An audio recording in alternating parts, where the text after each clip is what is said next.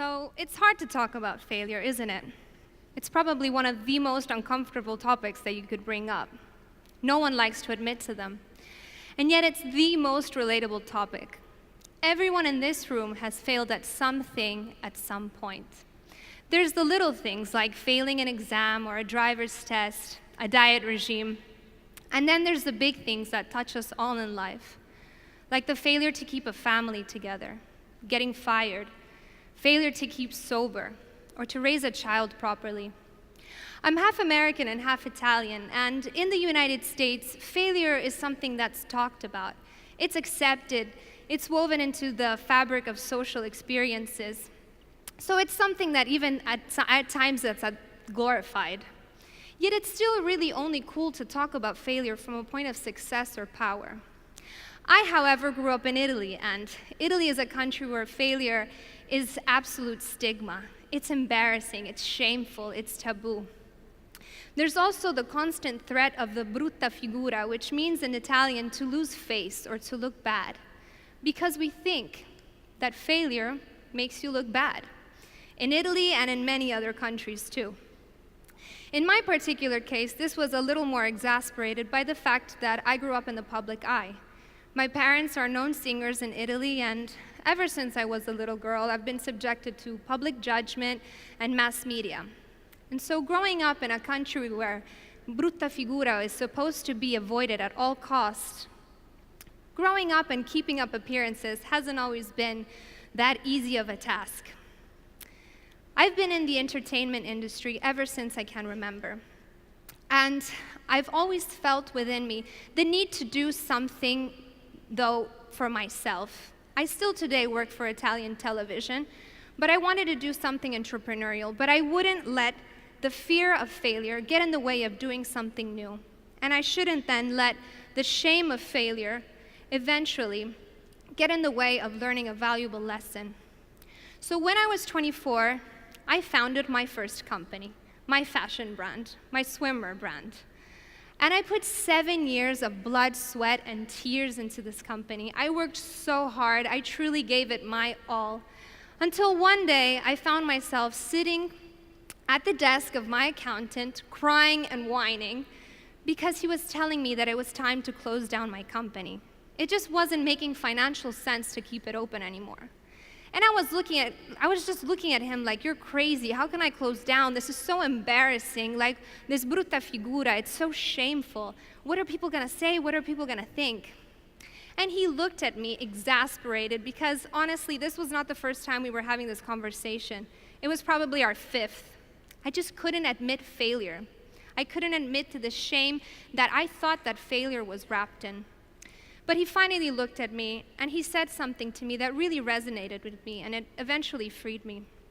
He said to stop focusing so much on the end result, on the fact that I had to close down my company, but to give myself the right amount of credit for all the amazing work that I had put in over these 7 years and all the accomplishments that I had achieved. And he was right, he had seen it all. I mean, I had started this company with nothing but my few savings. My first fashion show was in my backyard. Well, actually, it was my dad's backyard, and I had to beg him to let me use the space for it because I had to have my first fashion show in it. So this was me in 2011, carrying rocks from one side of the runway to the other, just hours before the guests and all the press had arrived. And when they finally did arrive, it had just poured down rain over the entire catwalk and on the bales of hay that I had put for people to sit on. And even finally on the towels that I had put over those bales of hay, everything was completely soaking wet and nobody wanted to sit down and let the fashion show begin.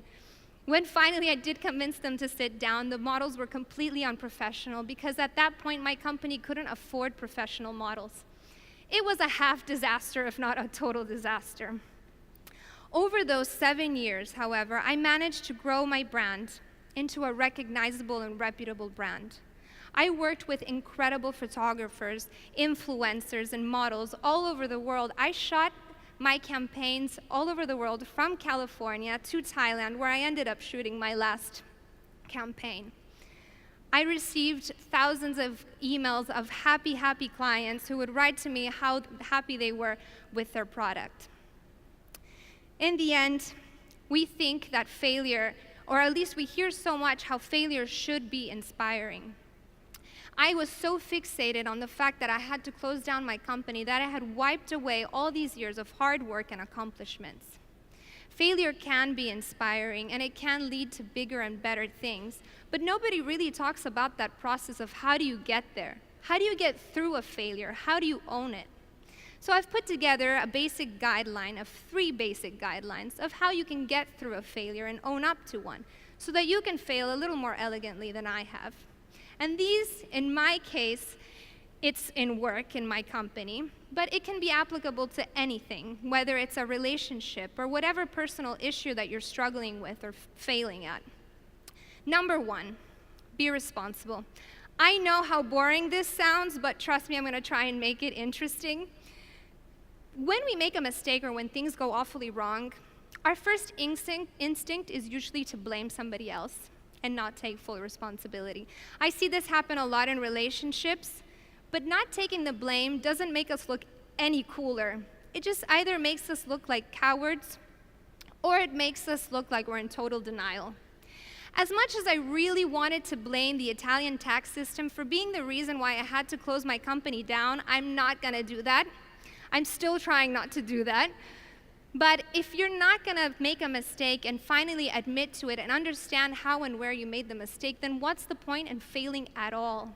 I am who I am and where I am today, thanks to the consequences of my choices and my choices only, nobody else's.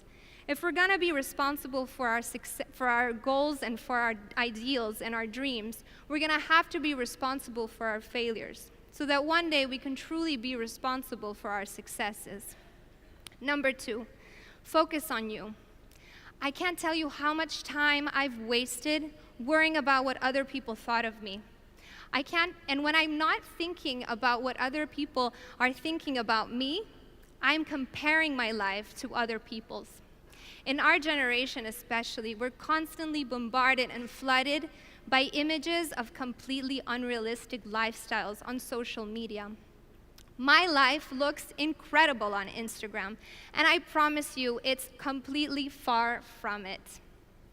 I have normal ups and downs, just like everybody else's. I just choose not to show it on social media. I promise you, I didn't take a selfie and post it the day that I was crying on my accountant's desk. I did, however, take a selfie one day when I was walking home. It started pouring down rain on me. I was carrying these heavy bottles of water alone, until I finally got in front of my house and I was locked outside. So I'm under the pouring rain with my bottles of water, locked out of my house. But you know what I posted that moment? I posted this picture. Don't worry about what other people are doing. Focus on you. Focus on the quality of your hard work and on your journey. Do not waste your time looking at what other people are doing, because it's not reality. Number 3 is balance. I had to find the balance within me, where I was judging myself so harshly that I felt like a loser, but I wasn't recognizing all my hard work and accomplishments. But I also had to take the right amount of responsibility and understand how and where I went wrong. I had to find that balance and meet myself in the middle, because only through balance do you truly get clarity, and only through clarity do you really understand where the message is and you learn something. I was someone that was obsessed with the idea of success. But success is not some magical land at the end of the rainbow, in the same way that failure isn't black and white. Life is truly 10% what happens to us and 90% how we react to it. Yes, failure can be inspiring. Yes, it can lead us to bigger and better things. But the only true way we get there is if we learn something and if we own up to our failures. Thank you.